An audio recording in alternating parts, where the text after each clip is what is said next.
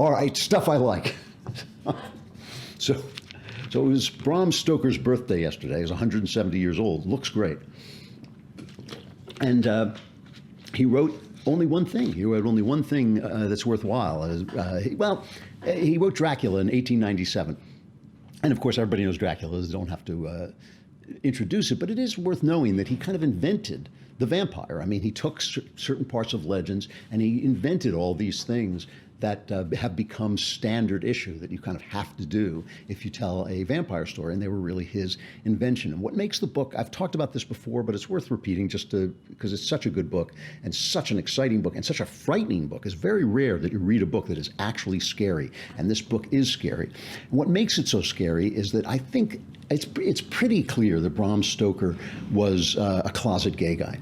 And from reading the book, and you don't have to be a Freudian to think this, and I'm not a Freudian, but I do think it, he was really horrified by female sexuality.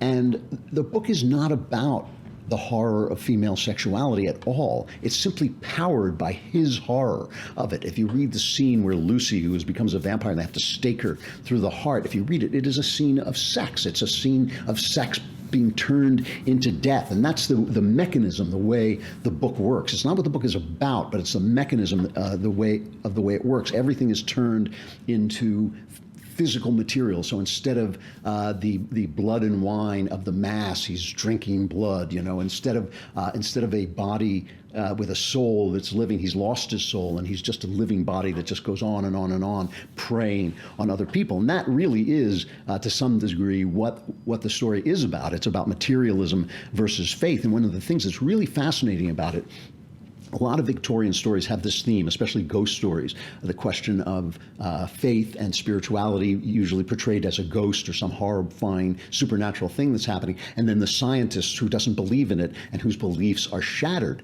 by this advent. But in Dracula, the scientist, Dr. Van Helsing, is a man of faith. He's a man who believes. And there's a wonderful scene in the movie, the wonderful movie with Bela Lugosi, where the two are fighting one another. Their wills are in conflict.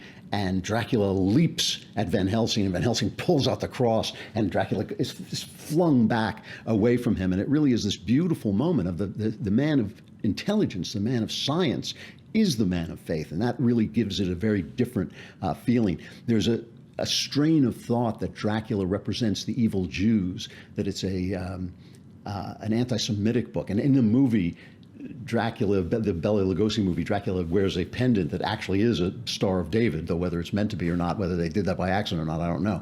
But the idea was, the Jews are called bloodsuckers, and they hate the crucifix, and they have that strange accent, and they have gold. There's one scene in the book where they try to cut him with a knife, and they cut open his clothes, and gold pieces fall out. And so it was thought to mean a sort of hatred of the Jewish immigration that was taking place from Eastern Europe since the exile of the Jews had been withdrawn. Jews were no longer forbidden in England, and so they were coming back. And but it's not. It's really not an anti-Semitic work. Stoker was not an anti-Semite. He was a liberal guy. He didn't feel that way at all. I think what is happening is that anti-Semites look at Jews, wrongly of course, as non-spiritual people. Anti-Semites look at Jews as being vampiric, materialistic people who destroy all the great faith, all the great faith emblems and structures that Christians create, and Dracula really does that. So Dracula fulfills what anti-Semites think Jews fulfill but don't, and Stoker was no way, I think, trying to create an anti-Semitic character at all. But it's a beautiful book, and it also is built perfectly. I always talk about every horror story has the same three acts. The first act is, what is it? That's usually my favorite act because this eerie stuff is going on, but you don't know what it is. And the second act is, oh, there it is, where the reveal comes and you see that it's a monster of some kind. And the third act is, let's kill it. And that's the suspenseful act where they chase the alien through the spaceship or whatever. Dracula is built on that model and sort of perfects that model. The final third of it is as exciting as anything you'll ever read. The first third of it is really creepy and scary, and the middle of it is just a really fascinating reveal. That's really not like anything else. It's better than all the movies. The book is better than all the movies. It really was great. The Klavanless Weekend is here unless you go to iTunes and subscribe to Another Kingdom. Michael Knowles will thank you, and it will help us keep him off the street. You'll really enjoy it. It's a really good story. Please go and do that. I like to end with music. I think it was last night at the Country Music Awards. I got to remember who it was. It was Paisley and Underwood. That's right. It was Carrie Underwood and Brad Paisley. They always do these political numbers. And what I really liked about this, people were saying, oh, they attacked Donald Trump. Well, it's pretty good-natured. And unlike all the late-night shows, they actually made jokes about everybody, which made it much more palatable. You know, and the jokes they made about Trump were kind of funny and good-natured. And I really thought it was political humor the way it should be done. So let's go out with that. I'm Andrew Klavan. This is The Andrew Klavan Show. Subscribe to Another Kingdom, and I will see you. If you survive the Klavanless Weekend, I'll see you on Monday. This year's show is a politics-free zone. Are you kidding me? That's not fair. Hold on, so we can't even do like, well, way down yonder on the Scaramucci. That doesn't work? No. No Scaramucci, Brad. No.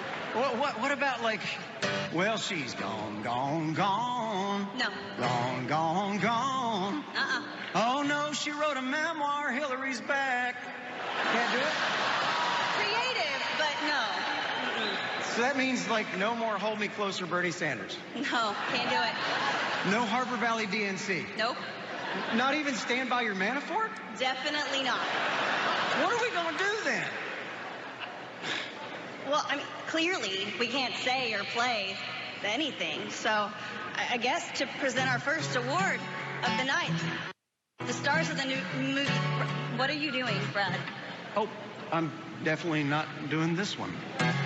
Right now, he's probably in his PJs, watching cable news, reaching for his cell phone. Really? Right now, he's probably asking Siri, how in the hell do you spell Pocahontas? Well, here we go. In the middle of the night, from the privacy of a gold-plated White House toilet seat, he writes, Little Bob Corker, NFL, and Kofi. Kofi! Kofefi? Kofifi? Kofefi. Kofifi. Fefi. Fifi. Fefi. Gesundheit. Thank you. And it's fun to watch, yeah, that's for sure, till little Rocket Man starts a nuclear war, and then maybe next time he'll think before he tweets.